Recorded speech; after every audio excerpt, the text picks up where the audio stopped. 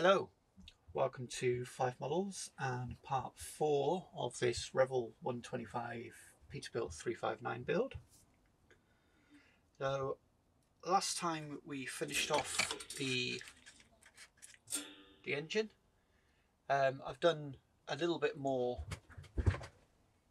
from last time. I've just touched up a few areas just along the rust on the turbo, and I've added a couple of the kit cables. I may, during the course of this, add some more cables just to act as a bit of interest, but we'll see.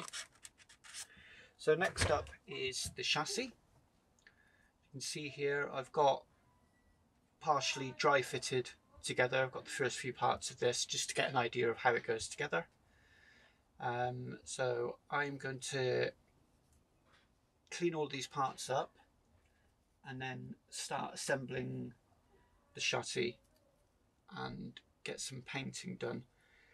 I want to try and assemble this and then paint it just because it'll be nicer. The result will be nicer, but some of it will be quite tricky to get into. So I may pre-paint some of the parts, then assemble and then finish the painting, or I may just assemble and just paint it and then move on to some weathering to try and make it look a little bit dirty to match the engine. On the subject of weathering, obviously as you've seen in previous episodes, I've got a nice shiny brand new body with a really beat up engine. So I am at some point going to have to weather the bodywork, and that just goes against my nature, but I'll worry about that later. So I'm going to get off and clean all these parts up. Not quite as bad as all of the parts for the engine, but still some areas that need dealing with, mostly flash. But other than that, the parts are pretty good. They all fit together okay. You notice the front is a bit flary. That should be okay once I've got the front suspension, the leaf suspension fixed. It will hold itself together. I may just try and straighten these up, or at least counter the bend a little bit so that it's not constantly trying to pull itself apart. I've had that happen in the past. So I'll come back once I've got the majority of this assembled, and then we'll get on to some painting. Right, I've got part of the chassis assembled. Actually the majority of it, apart from the axles, the rear axles and the front axle. I'm going to spray this as is, starting with cut a primer. Then it's going to be like a deep red, like a maroony colour. I will probably use Tamiya's Whole Red for that. I'm then going to attempt to do some weathering on it. This is intended to be a timber hauler, so I'm going to be going for a fairly dusty look. I found a good site. It's actually an auction site, auctioning off trucks for braking, and it's got some good reference shots because it's just the chassis with the engine. I'd actually wish I'd found it before I did the engine, because there was some great reference photos in it. So I'll be using that a lot for reference for this. So I'm going to go and get a coat of primer down on this. Because I want quite a rough look, I'm going to make what is normally an issue with airbrushing. I'm going to actually make that work for me. If you spray too far away from your subject, or if it's too warm, or your paint's not thin enough, etc., you get your paint drying before it hits the surface, and that usually results in quite a dusty, rough, bitty paint job, which is what I actually want, because that's going to help when I do the weathering later. So hopefully I'm going to be able to achieve that, and then if I do, I may try and chip this again, but I don't think I'm going to. I think I'm going to go at the weathering from a different approach. So I'll come back once this is primed, and then we can move on to the next step. Right, so that's a very rough coat of grey primer down. I used Tamiya Fine Surface Primer Grey. I just decanted it and piped it through my airbrush. It's a very rough coat. It's patchy. It's not, ultra smooth and everything, because that isn't the look I want. I didn't quite get the effect I wanted. I wanted it to be a little bit coarser than this. It is rough to the touch, but I think that'll be too subtle. So I'm going to try using some thin down Mr. Surfacer, but I won't thin it down too much. I'll keep it quite thick. It's going to make a mess of my airbrush. And then what I'll do is I'll spray that at a lowish pressure at probably twice the distance than you should spray at. And I'm hoping that'll give me a slightly rougher texture. If it doesn't, it's not going to do any harm. It'll either go on rough or it'll go on smooth. So it's not going to do any harm. So I will come back after that and see where we are then. Okay, that worked better than I expected. So basically what I did is I used Mr. Surfacer 500, which is the thickest one. I used that in my airbrush with some Tamiya lacquer thinner. I didn't thin it down very much. It was way too thick to go through an airbrush. It didn't actually spray, it just spat. Once I cranked the pressure up high enough, I think I had to spray that at about 35, 40 psi to get it to even spit. But the result is great. Probably not going to show up on camera, but that's got a really rough texture to it now, apart from the airbags, which I avoided. I'll smooth those off, any that need doing, before I paint. But that's got a really rough surface texture to it, which once I've done the other painting, that's going to be brilliant for weathering. It's really going to help bring the weathering to life, fingers crossed. If not, I've just made a complete mess of the model. So when I come back, I wasn't going to give this a coat of black first, but I'm probably going to now. And then I will put the burgundy red on. I don't want the red to be too dark, which is why I didn't want to do the black. I may just sort of do some pre-shading, so just do some small areas of black around where there would be recesses or shadows, such as along where the rear suspension is riveted onto the chassis, areas like that, and in the corners. Or I may just go straight on with the red and then go from there. I don't know. I'll decide that when I come to it. But when I come back, it's either going to be black or red.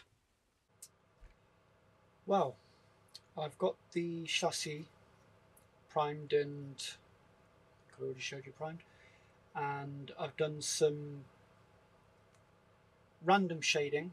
I started off with a matte black, and then I followed that with Mr. Hobby Cocoa Brown number 17, and then a little bit of orange yellow Mr. Hobby H24.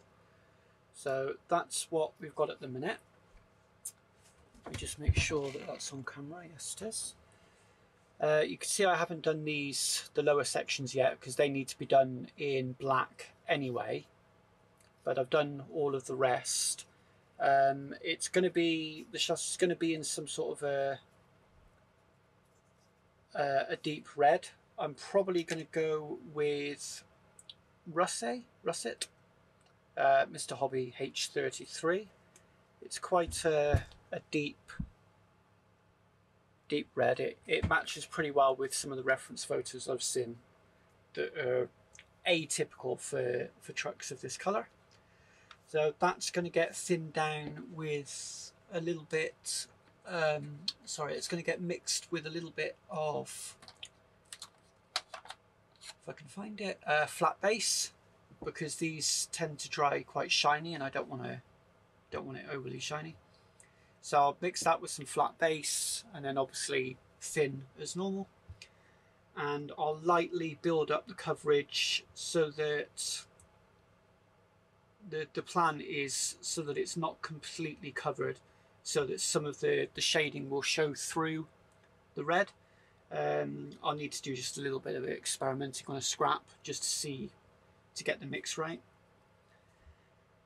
And then my plan is to take advantage of the rough surface in places and just use quite a high grit sanding sponge just to lightly take off the top, the very, very top layer of paint in places, to try and pick up some of the pre-shading, to get that to show through, to give it a worn, battered look. So hopefully when I come back, that's what we'll have. Okay, that went a lot better than I expected. I did notice quite quickly when I was spraying it that it was going down very, very thinly, so I probably won't need to do what I mentioned before with taking any back off, because the effect has come through really, really well. It's probably not showing up that well on camera, so I'll take some pictures and put them on the screen as well, just so that you can get a better idea. I have noticed it is wearing off really, really quickly, so I'm going to have to get a clear coat down over that as soon as possible before I do anything else. Otherwise it's just going to wear down and then I'm going to be faced with a similar issue I had with the engine. But that's come out really, really well. That's a pretty good match to my reference photos. So yeah, I'm really happy with that. So the next step is for me to do the suspension. I actually don't know why I appreciated this, because this has got to be black as well. So the weathering effects is done in a different order for that. So I'll do these in black, and the airbags in, I'll probably use rubber black for that. Most likely brush those in rather than try and mask off. These I'll loosely mask, but I'll just do them freehand. So right, I'll get off and do that, and I shall be back very shortly. Okay, so very quickly, I've done the suspension arms in black now. I'll try and get this to show up on camera. I'm going to just move my light over quickly just to help it show up a little bit better. So I've done the rear suspension leaves. I've done them in, just very lightly over in black. I did go over them first just with a little bit of the orange and brown that I did on the chassis, just to give it some variation, and then didn't completely cover with the black, just lightly filled in the gaps, and that turned out quite well. And same with the front, did the same thing on there. So still got plenty more weathering to do yet, and I need to apply a clear coat once I've done all of that to protect everything. I've done the airbags as well. I just hand painted those in with a brush. I used a wide flat brush for that. They're still drying, which is why they look patchy. So I will crack on and do a little bit more weathering. And probably come back once I'm at the point where I'm ready to mount the engine. Okay, so I've progressed somewhat with this. I've done some more weathering. I've got the engine fitted along with the radiator, and that's the radiator's all been weathered. This top piece was actually chrome plated, but my reference photo suggested that this would have been a black, so that got stripped and then primed and pre-shaded and weathered in the same similar way that I did the chassis, just obviously minus the red top coat. The same with the radiator itself. The back of the radiator, my reference photos may suggest that it looked like a sort of a rough fiberglass sort of material. So the way I did that is I just primed it in grey primer, and then I marbled over that with quite a bright yellow. I used Mr. Hobby H4, it's just yellow, and then that got lightly sprayed over with matte black just to build up the coverage but keep the yellow shining through. Probably not going to show up on the camera, but I will pop some photos up on the screen very shortly. Done the airbags. I'm not sure if I did the airbags before. I've fitted these. I'm not sure what they are. I'm guessing there's something to do with the hydraulic system. But I fitted these two cylinders and a couple of the foot plates for the back. I'm guessing that goes up for doing anything with the fifth wheel or the Susie cables. So I'll bring it in closer and try and show you as best I can. So the engine's mounted in there along with the radiator and the foot plates. And like I said, I've done a lot more weathering, a lot more rusting along the chassis. I've got some bits to touch up underneath, but nothing major. So it's coming on now. The next thing I've got to do is start on the axles, the rear axles and the brakes, and I believe the front axle gets done at the, yeah, and the front axle will get done at the end, towards the end of that. So that is I'm probably going to leave until next time. I'm not sure how long this video has ended up. I won't know that until I actually come to pull all of the clips off and edit them together. Hopefully it's not been too long, but hopefully it's not been too short either. So that's where we're up to now. I'll pop some still pictures of the final thing now. And that will be it for this episode. So once again, thank you for watching, and I will see you next time.